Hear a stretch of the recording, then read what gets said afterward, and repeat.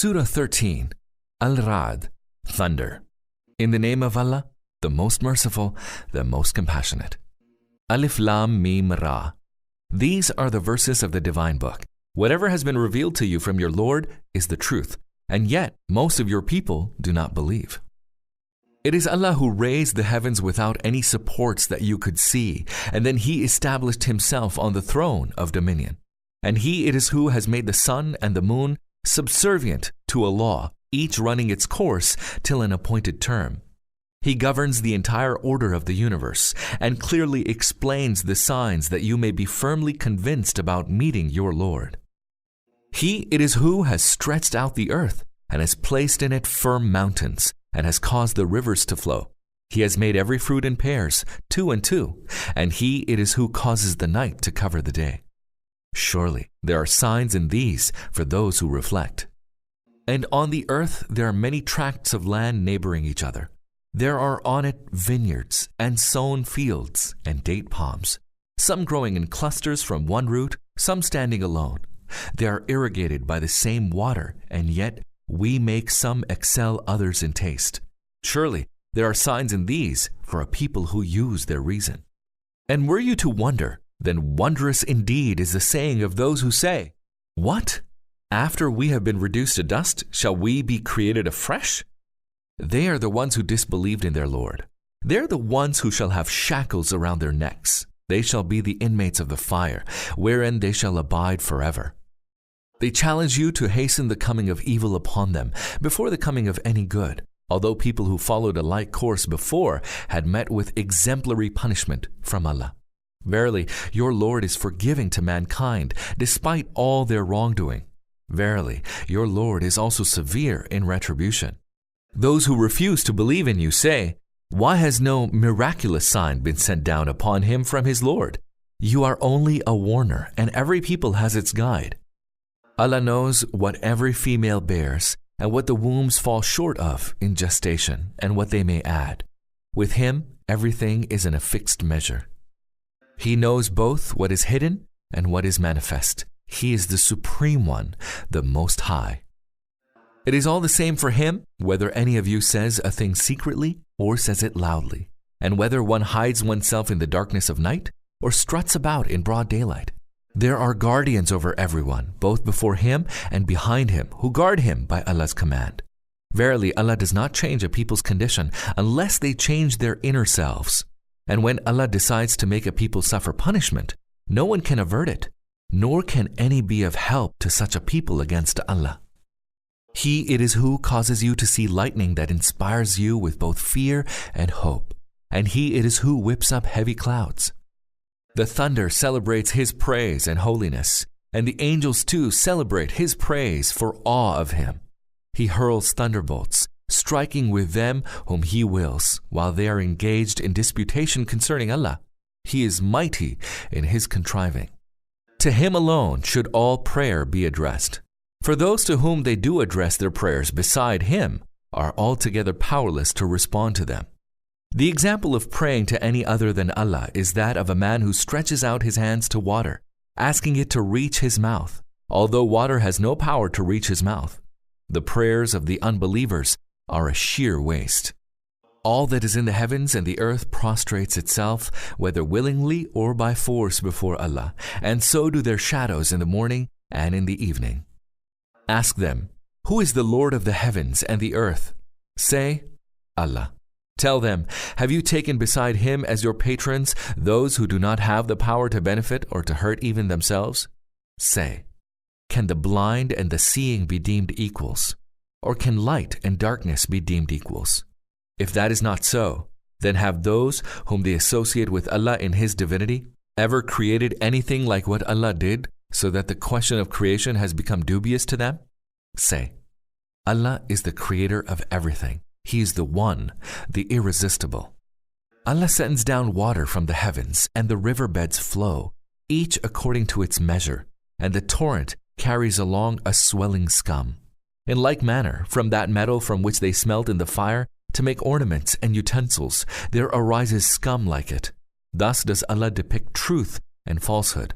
As for the scum, it passes away as dross, but that which benefits mankind abides on the earth. Thus does Allah explain the truth through examples. There is good reward for those who respond to the call of their Lord. And those who do not respond to their Lord, a time will come when they shall offer all they have, even if they have all the riches of the world and the like of it, besides to redeem themselves from the chastisement of Allah. And they will be subjected to a severe reckoning. And hell shall be their refuge. What a wretched resting place it is. He who knows that the book which has been sent down to you from your Lord is the truth, is he like him who is blind to that truth? It is only people of understanding who take heed. Those who fulfill their covenant with Allah and do not break their compact after firmly confirming it. Who join together the ties which Allah has bidden to be joined. Who fear their Lord and dread lest they are subjected to severe reckoning. Who are steadfast in seeking the good pleasure of their Lord. Who establish prayer and spend both secretly and openly out of the wealth we have provided them. And who ward off evil with good. Theirs shall be the ultimate abode. The everlasting gardens which they shall enter, and so shall the righteous from among their fathers and their spouses and their offspring. And angels shall enter unto them from every gate and say, Peace be upon you. You merit this reward for your steadfastness. How excellent is the ultimate abode. As for those who break the covenant of Allah after firmly confirming it, who cut asunder the ties that Allah has commanded to be joined, and who create corruption in the land, Allah's curse shall be upon them, and theirs shall be a wretched abode in the hereafter. Allah grants the provision to whomsoever He wills abundantly, and grants others in strict measure. They exult in the life of the world, although compared with the hereafter, the life of the world is no more than temporary enjoyment. Those who have rejected the message of Muhammad say, Why has no sign been sent down upon him from his Lord? Tell them, Allah lets go astray those whom He wills, and guides to Himself those who turn to Him. Such are the ones who believe in the message of the Prophet, and whose hearts find rest in the remembrance of Allah. Surely in Allah's remembrance do hearts find rest. So those who believe in the message of the truth and do good are destined for happiness and a blissful end. Thus have we sent you as a messenger to a community before which many other communities have passed away, that you may recite to them whatever we have revealed to you, and yet they deny the Lord of mercy. Say to them, He is my Lord. There is no God but Him. In Him I have placed all my trust, and to Him I shall return. And what would have happened were a Qur'an to be revealed wherewith mountains could be set in motion, or the earth cleft, or the dead made to speak? To show such signs is not at all difficult, for everything rests entirely with Allah. So, do not the people of faith still look forward to such a sign in response to the demand of the unbelievers, and despair as a result of knowing that had Allah so willed, He could have guided all to the truth? Misfortune continues to afflict the unbelievers on account of their misdeeds, or to befall on locations close to their habitation. This will continue until Allah's promise of chastisement is fulfilled.